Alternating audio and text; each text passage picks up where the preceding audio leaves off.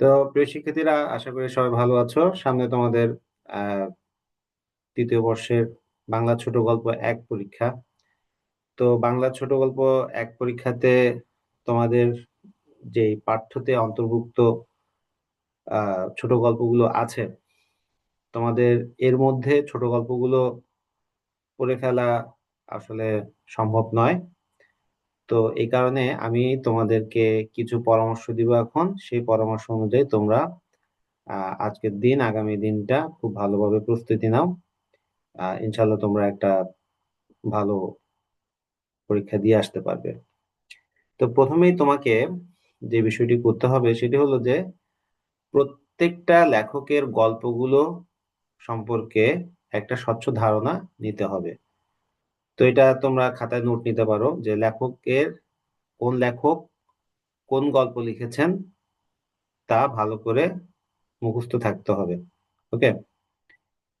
তো যেমন মনে করো, এখন তোমাদের এক রাত্রি গল্পটা কে লিখেছেন এটা যদি তোমরা লিখে দাও যে বঙ্কিম লিখেছেন, তাহলে কিন্তু হবে না। তাহলে এটা বিশাল একটা মারাত্মক ভুল। তোমরা পরীক্ষার খাতায় এটা করো, একজনের লেখা আরেকজনের ইয়েতে দিয়ে দাও। হ্যাঁ।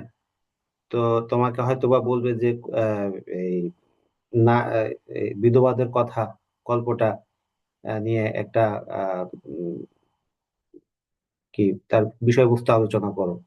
তো তুমি ওখানে লিখে দিলা যে বিধবাদের কথা গল্পটা লিখেছেন রবীন্দ্রনাথ ঠাকুর। ওটাতে পরে তুমি যাই লেখো না কেন, স্যার আর খাতা দেখবে না, জিরো দিয়ে দিবে। ওকে।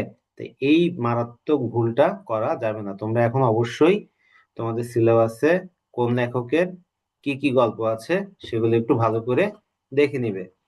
জাস্ট বেশিক্ষণ লাগবে না। রবীন্দ্রনাথের ছোট গল্পগুলো কি কি আছে: এক রাত্রি, মধ্যবর্তিনী, শাস্তি, সমাপ্তি, অতিথি, ক্ষুধিত পাষাণ, স্ত্রীর পত্র, সমস্যা পূরণ। এবং তারাশঙ্কর বন্দ্যোপাধ্যায়ের লেখা যে ছোট গল্পগুলো আছে সেগুলো হলো রসকলি, জলসাঘর, নারী ও নাগিনী, তারিণী মাঝি, পদ্মবউ, অগ্রদানী, ডাইনি, মাটি। বনফুল বা তার ছদ্মনাম বালাইচাঁদ মুখোপাধ্যায়, তার লেখা যে গল্পগুলো আছে: মানুষের মন, মানুষ, নিমগাছ, তাজমহল, গণেশ জননী, অর্জুন মণ্ডল, বুধুনি, পাঠকের মৃত্যু। এবং সর্বশেষ আরেকজন লেখক আছেন হাসান আজিজুল হক। হাসান আজিজুল হকের লেখা যে গল্পগুলো আছে: আত্মজা ও একটি করবী গাছ, আমৃত্যু আজীবন, জীবন ঘষে আগুন, সম্মেলন, শকুন, খাঁচা, শানিত সেতু, বিধবাদের কথা। এই বিষয়গুলোতে তোমাদের ভুল করা যাবে না। তো তোমাদের এখানে অতি সংক্ষিপ্ত প্রশ্নে বিভিন্ন চরিত্র নিয়ে প্রশ্ন আসতে পারে। যেমন কোন গল্পের কি চরিত্র, এই চরিত্রটা কোন গল্পের। হ্যাঁ, এগুলো নিয়ে প্রশ্ন আসবে, এটা মাস্ট। তো যেমন গত বছর তোমাদের যে পরীক্ষা হয়েছিল, গত বছরের পরীক্ষার প্রশ্নটা তোমরা যদি দেখো, সেখানে অতি সংক্ষিপ্ত প্রশ্নাবলীর ভিতরে এই প্রশ্নগুলোই ঘুরে ফিরে এসেছে।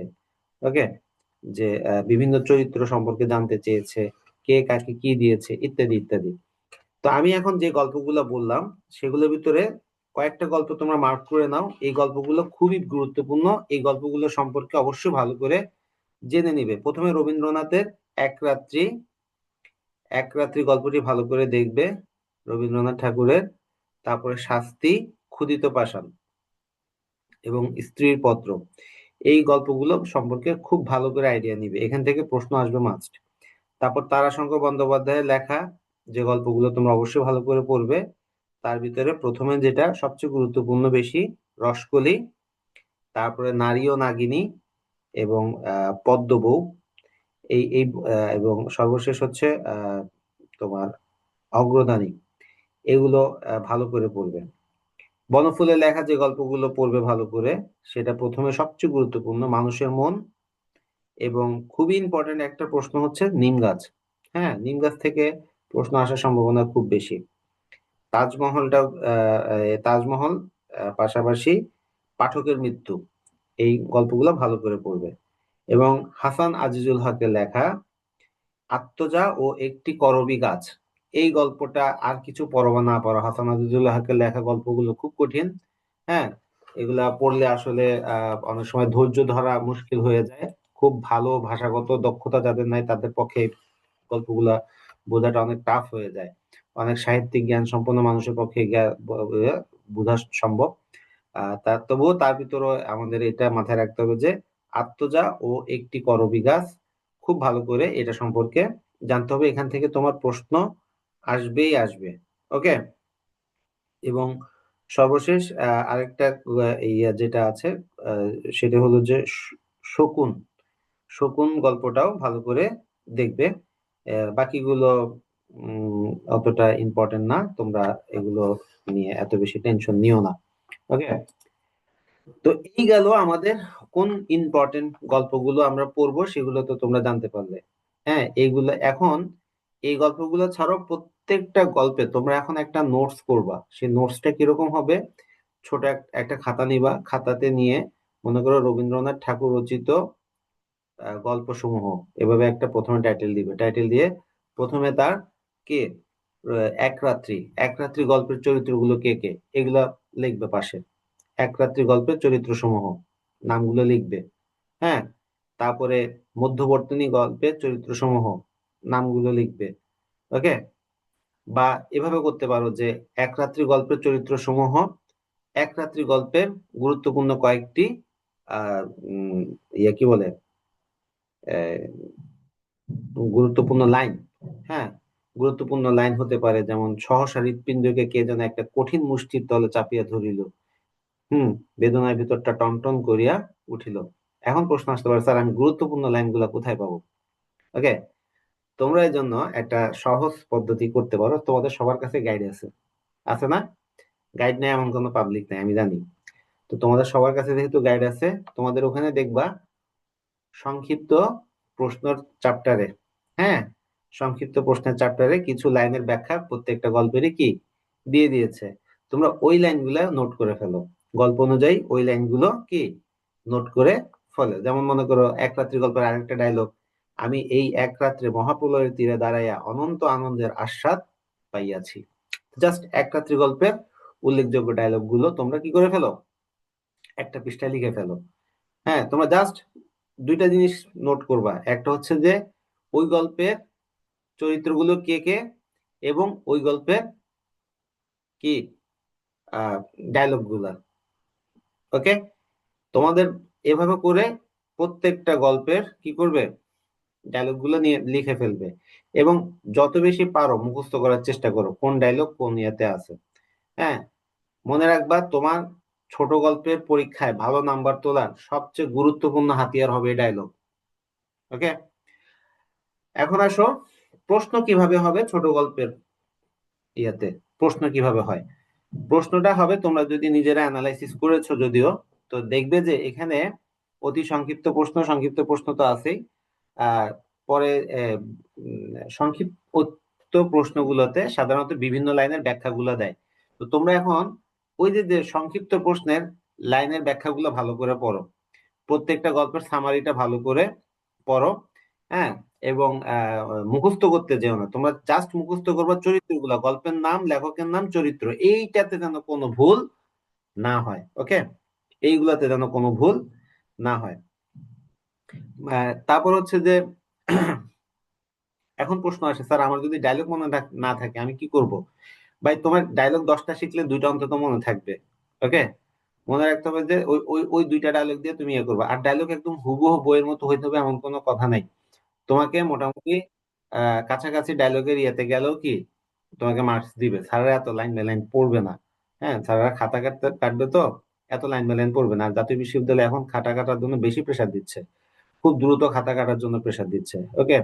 তো যেহেতু প্রেসারে আছি, স্যারেরাও এত লাইন বাই লাইন খুঁটায় খুঁটায় পড়বে না। এটা ওই যে পাবলিক ইউনিভার্সিটির পোলাপানদের খাতাগুলো ওভাবে কাটে, 50টা খাতা 3 মাস ধরে খাটে একজন স্যারে।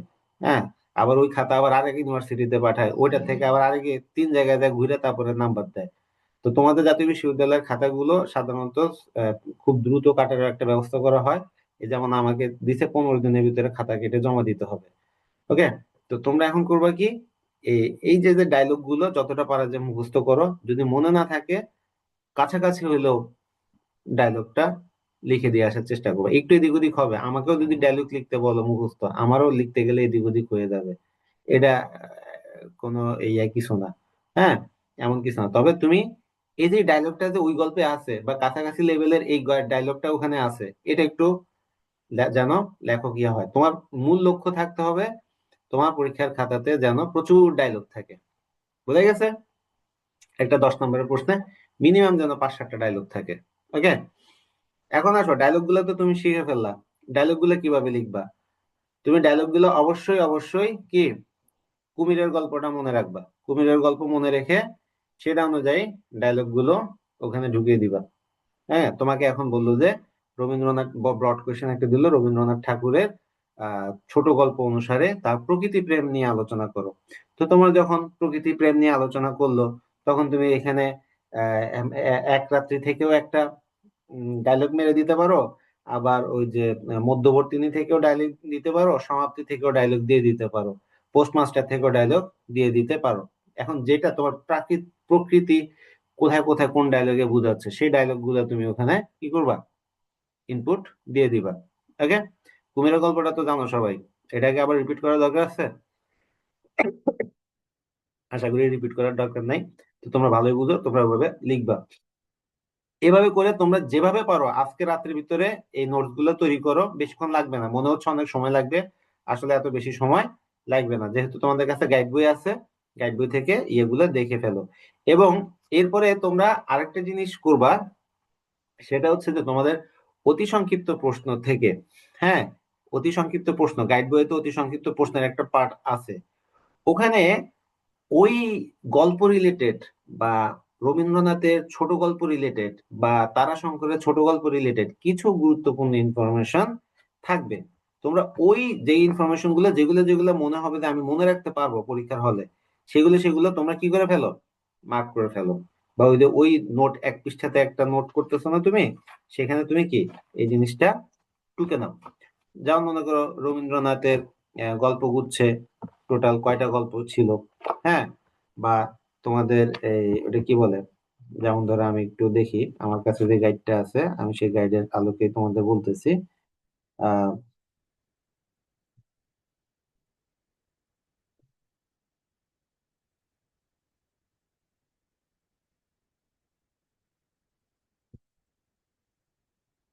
যেমন মনে করো এই যে এখানে গল্পের শিরোনাম রসকলি, রসকলি গল্পটি কোন পত্রিকায় প্রকাশিত হয়েছে? কল্লোল পত্রিকায় প্রকাশিত। তো এই যে যে ছোট ছোট অতি সংক্ষিপ্ত প্রশ্নের বিভিন্ন ইনফরমেশন তোমরা কিন্তু কি করবা, গ্যাদার করবা না, পড়বা না, মনে রাখবা। যা মনে রাখা যায় সেগুলাই ইয়ে করো। তোমার যে ইনফরমেশনটা পড়ে মনে হবে যে ইনফরমেশনটা আমার মনে থাকবে, সেই ইনফরমেশনটাই তুমি নোট করবা আর কি। ওগুলা তুমি পরীক্ষার খাতায় যখন লিখতে যাবা তখন ওখানে লিখে দিবা, প্রশ্নে চাক বা না চাক। তোমাকে এখন বললো যে তারাশঙ্করের লেখা কি রসকলি গল্পটির বিষয়বস্তু আলোচনা করো। তো ডেফিনেটলি তখন তুমি উল্লেখ করে দিলে যে কি তারাশঙ্কর আহ, বন্দ্যোপাধ্যায় রচিত রসকলি গল্পটি প্রথম 1928 সালে কল্লোল পত্রিকাতে প্রকাশিত হয়েছিল। এই একটা ইনফরমেশন কিন্তু স্যারের নজরে যখন পড়বে, হ্যাঁ, তখন তোমাকে কি করবে, একটা আলাদাভাবে মূল্যায়ন তিনি করবে।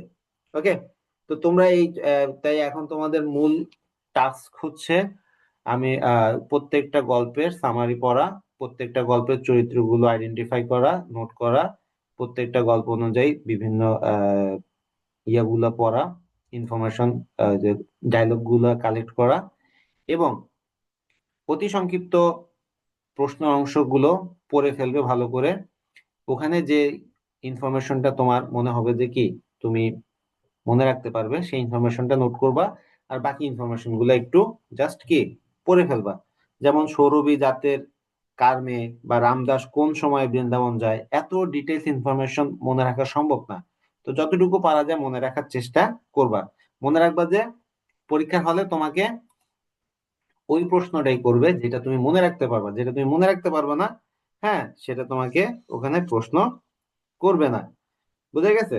সাধারণত বিভিন্ন ডায়লগ দেয় তোমাদের অতি সংক্ষিপ্ত প্রশ্নে, ছোট গল্পে বিভিন্ন ডায়লগ দেয় যে এইটা কে বলছে, ওইটা কে বলছে, বা অমুকের নাম কি, তমুকের নাম কি, যেমন জমিদার পেয়াদা লাঠিয়ালের নাম কি ছিল। ওকে, বা মঞ্জুরি গোপিনী পুলিনের মিল করে দিয়ে কোথায় চলে যায়, সে বৃন্দাবনে চলে যায়। হ্যাঁ, বা এই যে লোকে কয় আমি কৃষ্ণ কলঙ্কিনী, সখী সেই গরবে আমি গরবিনী গো। এই লাইনটা কে গায়? এটা হচ্ছে যে আহ, আহ, মঞ্জুরি গায়। তাহলে এইভাবে করে যতটুকু ইনফরমেশন গুলো পারা যায়, হ্যাঁ, আহ, তোমরা সেখান থেকে এগুলো কি নিয়ে নিবে। বিভিন্ন তোমাদের আবার অতি সংক্ষিপ্ততে প্রশ্ন করবে যে অমুক চরিত্র কোন গল্পে রচিত আছে, যেমন খোরাশেখ। খোরাশেখ কোন গল্পের চরিত্র? এটা হচ্ছে যে তারিণী মাঝির চরিত্র। ঠিক আছে? তো এই তিনটা জিনিস তোমরা এখন বাসায় ভালো করে পড়ো। আর আমি যে সাজেশন দিয়েছি সেই সাজেশন অনুযায়ী অতি সংক্ষিপ্ত সংক্ষিপ্ত প্রশ্ন, ব্রড কোশ্চেন গুলো একটু নজর বুলায় যাও। কিন্তু এই নোটটা তুমি যদি করতে পারো, তোমাদের আগামী কালকের এই রবিবার দিনের পরীক্ষাটা অনেক বেশি কি ভালো হবে আমি মনে করি। হুম। তো আর যদি কারো কোনো প্রশ্ন থেকে থাকে তাহলে প্রশ্ন করো।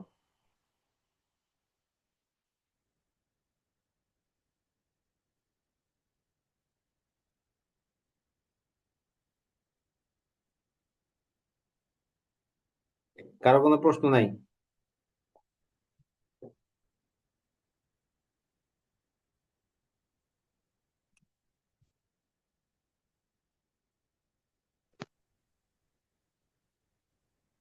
আসসালামু আলাইকুম স্যার। খোরাশের গো নারী ও নাগিনী গল্পে, হ্যাঁ সরি, হ্যাঁ নারী ও নাগিনী গল্পে। হ্যাঁ বলো, কে কি বলতে চাচ্ছিলা? স্যার, একটা হুম। প্রশ্ন আছে যেটা 19-এ আসছিল। দেশ বিভাগের ফলে শেকড়চ্যুত মানুষের অসহ্য যন্ত্রণা আর বেঁচে থাকার তীব্র আকুলতা তার গল্পে শৈল্পিক উৎকর্ষে প্রকাশ পেয়েছে। তোমার পঠিত হাসান আজিজুল হকের গল্পের আলোকে উক্তিটির যথার্থতা মূল্যায়ন করো। এখানে কি স্যার শুধুমাত্র প্রশ্নের উত্তরে দেওয়া দেওয়া আছে যে আত্মজা ও একটি করবী গাছের ব্যাখ্যাটা, এখানে কি অন্য কোনো গল্প এখানে দেওয়া যাবে হ্যাঁ, যেটা যাবে না কিনা কেন? অবশ্যই দেশ যাবে। তুমি বিভাগের দেশ বিভাগের কথা যেটা বলছে এখানে, জীবন ঘষে আগুন, হ্যাঁ ওখানেরই কথাটা, জীবন ঘষে আগুনের গল্পের ওখান থেকে তুমি ইয়ে দিতে পারো। তারপরে আমার এই খাত আমার সঠিক এখন মনে নাই, যা সম্ভব খাঁচা খাঁচা। খাঁচা খাঁচা গল্পে স্যার। হ্যাঁ, খাঁচা গল্পে এই দেশ বিভাগের কথা আসছে। তোমার মাথায় যা যা আসবে, তোমাকে কিন্তু গাইডের কথা ফলো করতে হবে এমন না, গাইডে তো সব ইয়া নোট। ওকে, তোমার যেটা মাথায় আসবে ইনস্ট্যান্ট এখানে দিতে পারো, সমস্যা নাই। এখানে শেকড়চ্যুত মানুষের অসহ্য যন্ত্রণার কথা বলেছে, তার মানে হুম। যারা কি শেকড়চ্যুত হয়ে আসছে তাদের যন্ত্রণার কথা, নাকি যারা যেতে পারে নাই বা যারা আসছে তাদের সকলের কথা? প্রাসঙ্গিক ভাবে যদি মনে হয় তোমার সবার কথা, যেহেতু শেকড়চ্যুত মানুষের কথা বলা হয়েছে এখানে, মানে একটি তুলসী গাছের সরি, এটা হচ্ছে যে তোমার কোন গল্পটা জানো? আত্মজয় একটি করো। আত্মজা একটি করবী গাছ। এই গল্পের আলোকে এই এই কথাটা স্পষ্টভাবে ফুটে উঠছে। যারা এই উম, আহ, ইয়া মানে শেকড়চ্যুত হওয়া বলতে কি বোঝায়? তোমার এখানে সব স্থায়ী বাসে একটা নিবাস ছিল, স্থায়ী একটা ঘর ছিল, তোমার একটা ফ্যামিলি ছিল। তুমি হঠাৎ করে ধর্মের কারণে দেশ ভাগ হয়ে গেছে দেখে ওই দেশ থেকে তোমাকে এই দেশে চলে আসতে হয়েছে। হ্যাঁ, তুমি এখানে এসে সহায় সম্বলহীন হয়ে কি বিপদে তুমি পড়েছো, এই বিপদের কথাটাই এখানে তোমাকে একটু ইয়া করে কথাটা বলে প্রকাশ করতে হবে। তো আমি আহ এই যেটা বলবো যে স্যার শুধু একটা একটা কথা। গল্প যদি মনে হয় যে তোমার একটা গল্প দিয়ে তুমি পুরাটা ব্যাকআপ দিবা, তাহলে একটা গল্প দিবা। হ্যাঁ। যদি প্রাসঙ্গিকভাবে অন্য গল্পের কথা এখানে প্রশ্নের ভিতরে আসে, দিতে পারো, কোনো সমস্যা নাই তো। বলো। এখানে আত্মজা একটি করবী গাছ এই এই যে নামটা, এই নামের আত্মজা বলতে এখানে করবী গাছ বলতে কি রুকুকে বোঝানো হয়েছে এখানে? আত্মদা মানে কি? আত্মদা মানে হচ্ছে কন্যা, নিজের কন্যা, ঠিক আছে? আর করবী গাছ, হুম। করবী গাছটা কি? করবী গাছ কিন্তু এক এক একটা এক এক ফুল। জায়গায় এক একটা প্রতীক হিসেবে ব্যবহৃত হয়। যেমন জাপানে হুম। করবী গাছটা হচ্ছে নতুন শুরুর প্রতীক, কারণ জাপানে যখন অ্যাটম বোমা ফেলা হলো তখন ওখানে হুম। প্রচন্ড যে ইয়া হয়েছিল, ওদের তেজস্ক্রিয়তা প্রকাশ পেয়েছিল। হ্যাঁ, তখন প্রথম যে গাছটা জন্ম নিয়েছিল সেটা ছিল এই করবী গাছ। ওকে, তো এই কারণে জাপানে করবি গাছকে অন্যভাবে দেখা হয়, কিন্তু এখানে করবি গাছটাকে দেখানো হয়েছে করবি গাছের একটা ঔষধি গুণ আছে। সেই ঔষধি গুণটা কি? সেই ঔষধি গুণটা হচ্ছে যে আহ আহ, মানে এই করবি ফুলের যে বিচি, সেই এটা যদি খায় তাহলে আহ গর্ভপাত হয়ে যায়। হ্যাঁ, আনওয়ান্টেড হুম। বেবি যদি পেটে চলে আসে, সেটা ওই বিচিরিয়া খেলে এটা গর্ভপাত হয়ে যায়, ওয়ান কাইন্ড অফ অ্যাবর্শন হয়ে যায় আর কি। তো এখানে হুম। আসলে কি বোঝাতে চাইছে যে সেই এই যে যে বুড়ো, হ্যাঁ, সেই বুড়ো তার মেয়েকে প্রস্টিটিউশনের আহ লাগাত মানে কাজে ব্যবহৃত হতে বাধ্য হয়েছে বেঁচে থাকার তাগিদে। এবং সে, তাগিদে। হ্যাঁ, এবং সেই দুঃখর ইয়াটা বোঝানোর জন্য করবী গাছকে আহ, এখানে রূপক আকারে তুলে ধরা হয়েছে। ওকে, সরাসরি বলতে পারতেছে না যে কি আমার মেয়েকে আমি প্রস্টিটিউশনে ব্যবহার করতেছি, আমার মেয়েকে ব্যবহার করে আর তাকে তার দেহ ব্যবসার মাধ্যমে আমি অর্থ উপার্জন করতেছি, সেটা দিয়ে চলতেছি, কিন্তু সে সেটা না বলে সে ওখানে বলছে যে করবী গাছের এই ইয়াতে বীজে ভালো একটা কি হয়, কি যেন বলছিল লাস্টের ডায়লগটা আমি ভুলে গেছি এখন। ওই ওই কথাটা বলছিল আর কি, এটা দ্বারা ইনডিরেক্টলি সে ওই কথাটাই মিন করেছে। সাহিত্যের ভাষাটা এরকম, সরাসরি সব কথা বলবে না, ইনডিরেক্টলি অনেক কথা বলবে, আকার ইঙ্গিতে রূপকের মাধ্যমে কথাটা বলবে, যেটা তোমাকে আলাদাভাবে একটা ভাবাবেগ তৈরি করবে, ভাবতে বাধ্য করবে। ওকে। যে স্যার, ওই যে আমি একটি করবী গাছ লাগাই, বুঝলে, ফুলের জন্য নয়। বুড়ো বলল বিচির জন্য, বুঝেছো? করবী ফুল বিচির জন্য, চমৎকার বিষয় করবী ফুলের বিচিতে। এখানে মানে কি মানে রূপকথ থেকে রূপকেই আর কি বোঝাচ্ছে যে ওর মাধ্যমে আর কি। চমৎকার বিষয়, চমৎকার বিষয় দিয়ে হুম। কথাটা বোঝানোর জন্য আর কি। তো এটা তো সরাসরি সে বলে না, ইনডিরেক্টলি বলছে আর কি। আবার একই জিনিস ওই যে বললাম, জাপানে আবার অন্যভাবে দেখা হয়, তাই না? ভেরি গুড জি স্যার। কোয়েশ্চেন। আর কিছু? না, আপাতত আর কিছু না স্যার। হ্যাঁ, তাহলে তোমাদেরকে যে গল্পগুলো সম্পর্কে আমি ভালো করে আইডিয়া নিতে বললাম, সেগুলো একটু ভালো করে দেখবে, প্লাস আমি সাজেশন তো দিয়ে দিয়েছি। তোমাদের আহ, ওখানে ওইগুলা ভালো করে দেখো। পাশাপাশি আমার ওই পিডিএফ নোটস গুলো যেগুলো দিয়েছি ওগুলো একটু ভালো করে দেখো। তোমাদের এখানে মনে রাখবা, মুখস্থ করবা শুধু। একটা জিনিস খুব সতর্ক থাকতে হবে যে এক লেখকের নাম যেন আরেক গল্পের লেখকের নামের জায়গায় চলে না যায়। এক গল্পের চরিত্র যেন আমি আরেক গল্পের চরিত্রে না বলে ফেলি। এবং 3 নাম্বার হচ্ছে ডায়লগ। ওকে, তোমাকে ডায়লগ গুলো অবশ্যই পরীক্ষা খাতায় লিখতে হবে। ওকে, সেক্ষেত্রে একটা ছোট একটা মানে চুরি বুদ্ধি দেই। যদি মনে করো তোমার মনে হচ্ছে যে কি আমি এখানে ডায়লগ যা আছে এটা আমার সাথে সামঞ্জস্যপূর্ণ না, কিন্তু রবীন্দ্রনাথের একটা প্রশ্নের উত্তর লিখতেছি আমি, এখানে আমার এই ডায়লগ দিতে হবে, তুমি ডায়লগ একটা লিখে দাও, স্যারে এত কিছু হয়তো যাচাই নাও করতে পারে। হ্যাঁ, তবে এই প্রশ্নগুলো লিখবে একদম শেষে, কিন্তু প্রথমে লিখবা না। তোমরা আগে যেগুলো ভালো পারো সেগুলো আগে লিখবা, তারপরে যেগুলো বানায় শুনে লিখতে হবে সেগুলো পরে লিখবা। বুঝা গেছে? কারণ স্যাররা প্রথম কয়েকটা প্রশ্ন ভালো করে খুঁটাখুঁটি একটু পরে, পরের গুলা এভারেজ একটা মার্কস দিয়ে দেয় আর কি। হ্যাঁ, তো ঠিক আছে তাহলে আমি তোমাদেরকে ওই আর কিছু কি বলতো বলার দরকার আছে। তোমরা একটু লেখক সম্পর্কেও একটু ভালো করে জেনে নিবা, লেখকের মানে পরিচয়। যেমন হাসান আজিজ হকের লেখাতে দেশভাগের কথাটা বেশি উঠে আসছে, বনফুলের চলিত রীতি আহ, তে তিনি ব্যবহার করেছেন, এবং এখানে বিশেষ করে মধ্যবিত্ত সমাজের চিত্রটা বেশি ফুটে উঠছে। হ্যাঁ, তারাশঙ্করের লেখাতে আমরা গ্রামীণ জনজীবনের যে জীবনের গভীরতা সেটা বেশি দেখতে পেয়েছি। আবার রবীন্দ্রনাথের লেখাতে আমরা প্রকৃতির আহ পরিচয়টা বেশি পেয়েছি, প্রকৃতির আহ বর্ণনা আমরা এখানে বেশি পেয়েছি। এই বিষয়গুলো এখানে উল্লেখ করবে অবশ্যই। ঠিক আছে? তো এখন আর পরামর্শ এটাই যে আপাতত তোমরা এখন এগুলো পড়তে বসে যাও, পড়ে ফেলো। মূল গল্প পড়তে যেও না, গল্পের সামারি গুলো পড়ো, গল্পগুলো সম্পর্কে তথ্য কালেকশন করো, তথ্যগুলো ভালো করে মুখস্থ করো, বারবার রিভিশন দাও।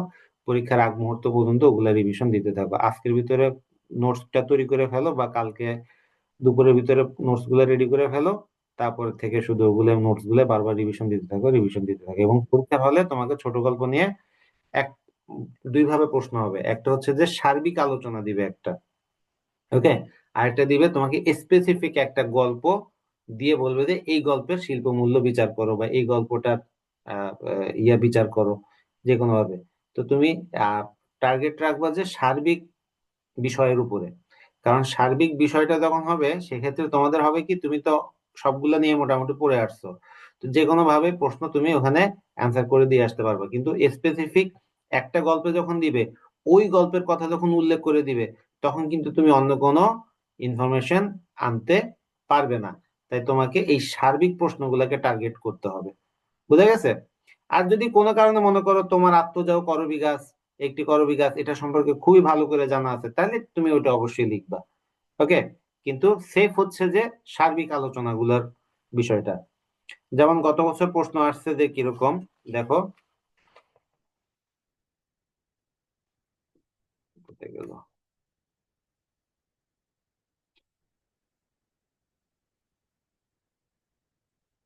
যেমন রবীন্দ্রনাথ ঠাকুরের স্ত্রীর পত্র গল্প অবলম্বনে মৃণাল চরিত্র বিশ্লেষণ করে, এটা একটু টাফ কোয়েশ্চেন, ওকে।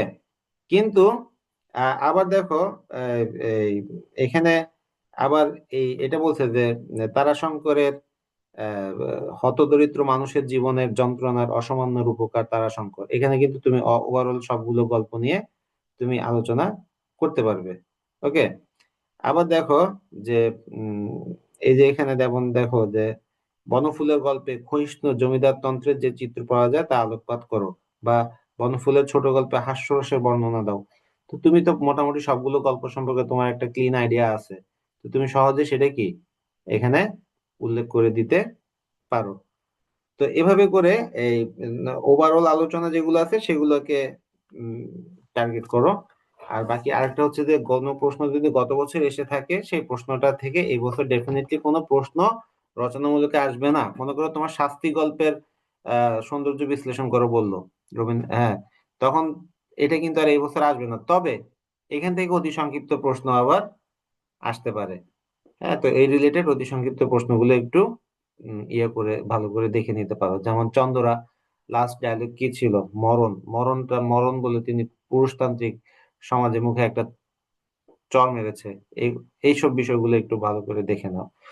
তোমাদের কোয়ান্টিটির চাইতে কোয়ালিটিটার দিকে নজর দিতে হবে বেশি।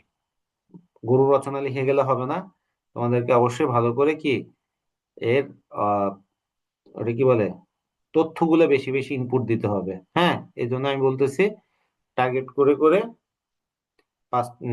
কয়েকটা কয়েকটা করে তুমি ডায়লগ মুখস্থ করো। এই ডায়লগ গুলো তোমাকে পরীক্ষাতে বেশি কাজে দিবে। আমি আমার পরীক্ষার সময় করতাম কি, আমি কিন্তু এত ডিটেলস পড়তাম না, আমি গল্পগুলো পড়ে যাইতাম, গল্পগুলো নিয়ে একটা সামারি তৈরি করতাম, গল্প রিলেটেড ইনফরমেশন গুলা পড়তাম, পরীক্ষার হলে গিয়ে নিজের মতো করে বানায় বানায় লিখতাম, ওকে।